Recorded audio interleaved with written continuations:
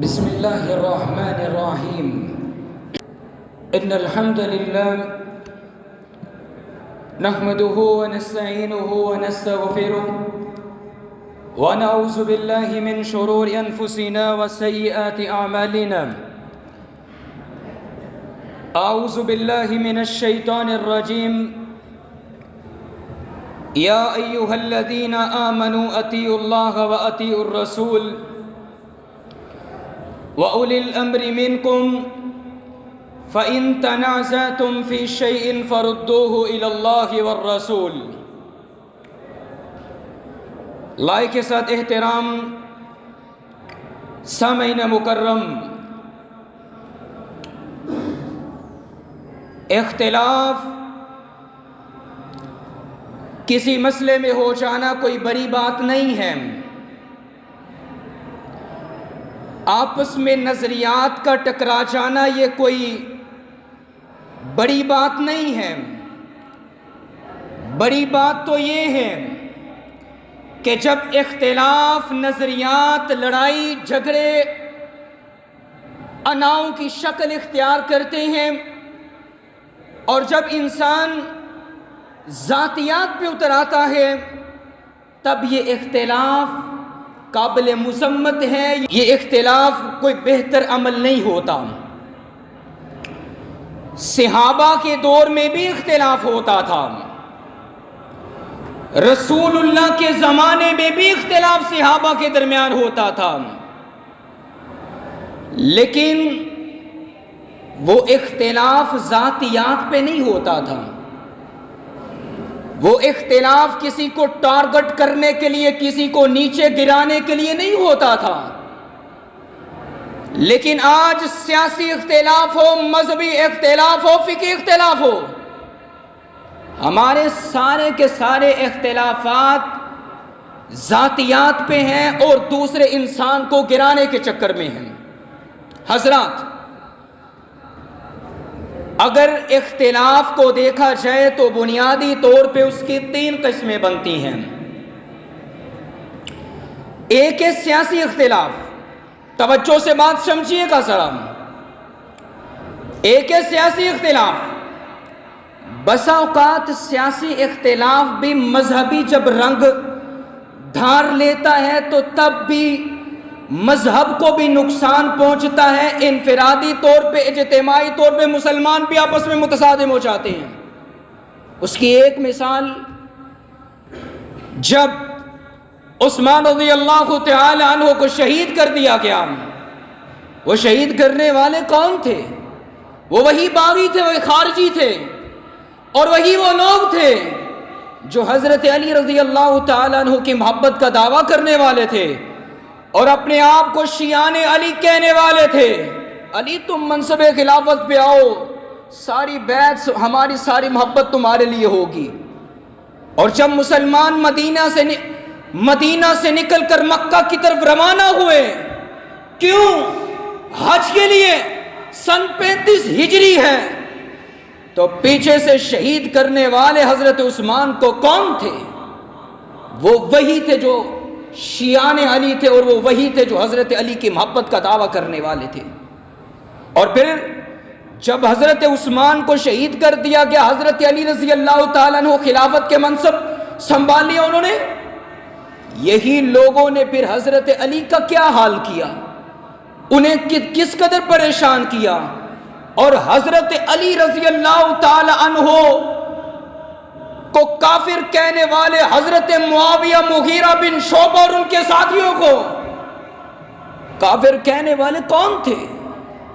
وہ وہی تھے جنہوں نے حضرت علی رضی اللہ تعالیٰ عنہ کے ہاتھ پہ بیعت کی تھی. کیوں بھلا؟ اپنی جان کو بچانے کے لیے انہوں نے بیعت کی تھی. میں نے کہا کہ اختلاف کا پہلا سبب ہے سیاسی اختلاف. یہ سیاسی بنیاد پہ اختلاف ہوا. کیوں؟ منصب، خلافت، سیٹ اور اپنی جان کو بچانے کے لیے.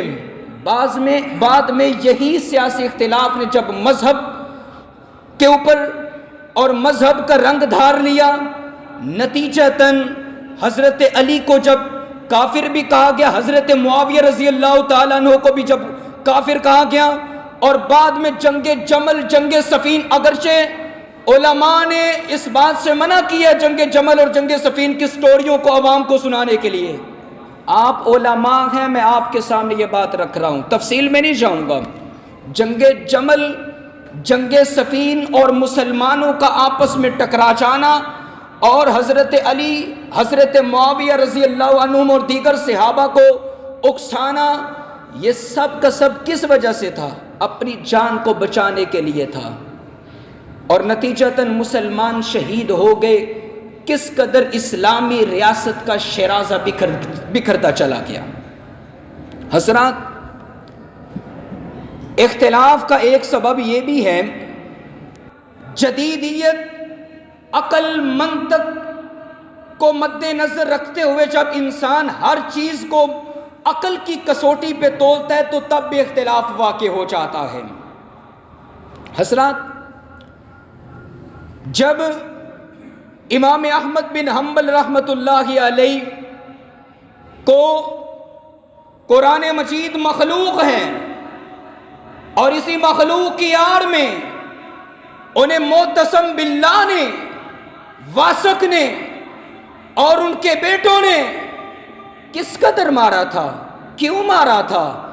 وجہ یہ تھی کہ جب اپنی منطق، سائنس، عقل کو جب انسان مد نظر رکھتا ہے تو خواہ عمر میں یا علم میں چھوٹا ہی کیوں نہ صحیح بات کہہ رہا ہو، ہر بندہ پھر کہتا ہے جی اسے ریجیکٹ کیجیے، اسے چھوڑیے.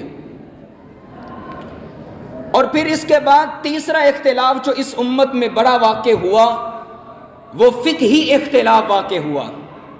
80 ہجری میں امام ابو حنیفہ رحمۃ اللہ علیہ پیدا ہوتے ہیں اور 150 ہجری میں حضرت امام ابو حنیفہ رحمۃ اللہ علیہ فوت ہو جاتے ہیں.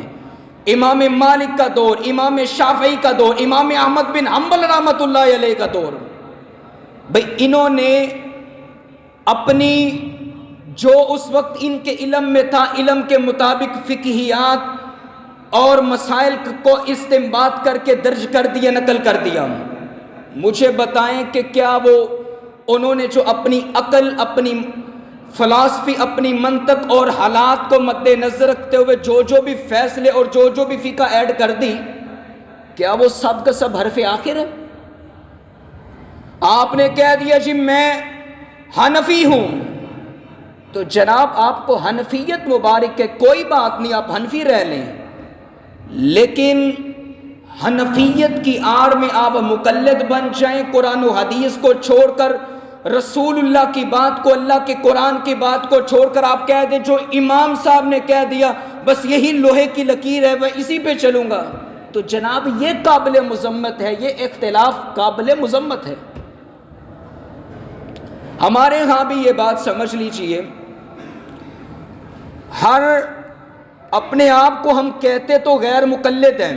غیر مقلد کا مطلب کہ ہم کسی کے مقلد نہیں ہیں، لیکن بسا اوقات ہماری بھی کسی امام پہ سوئی اڑ جائے تو پھر وہاں ہی کی اڑ جاتی ہے کہ جناب اس نے صحیح کہہ دیا. جب اب سارے ضعیف کہتے ہیں تو روایت کو کہتے چلے جائیں، میں نے تو اس کی تحقیق کو ماننا ہے. جناب آپ دوسروں کی رائے کا بھی احترام کر لیجئے، کوئی بات نہیں ہے. تو حضرات، قرآن مجید میں اللہ نے یہ اصول بیان کر دیا ہے. اہل ایمان، اہل اسلام زندگی گزارتے ہوئے یہ اصول سمجھ لیجئے، جب جان اللہ نے دی ہے، ہر کچھ اللہ تعالیٰ کا دیا ہوا ہے، نظام بھی اللہ تعالیٰ کا ہے، تو نظام اس بات کا متقاضی ہے کہ اطاعت اللہ کی ہونی چاہیے، رسول اللہ کی اطاعت ہونی چاہیے، اور اسلامی حکومت قائم ہو، حکمران اگر نافرمانی کی اطاعت کا حکم نہیں دیتا تو اس کی اطاعت کرنی چاہیے. اور اگر تمہارا کسی معاملے میں اختلاف ہو، چاہے مسلکی اختلاف، خاندانی اختلاف، آپس میں ذاتی اختلاف ہو جائے، تو اللہ اور اس کے رسول کی بات کو مقدم رکھو. اپنی جماعت، اپنے مسلک، اپنے ہم سفر، اپنے ہم نوا، اپنے ٹیچر کے پیچھے لگ کے دوسروں کو تھپڑ مارنا، دوسروں کی پگڑیوں کو اچھالنا کوئی عدل و انصاف نہیں ہے. قرآن تو کہتا ہے کہ عدل کرو، انصاف کرو،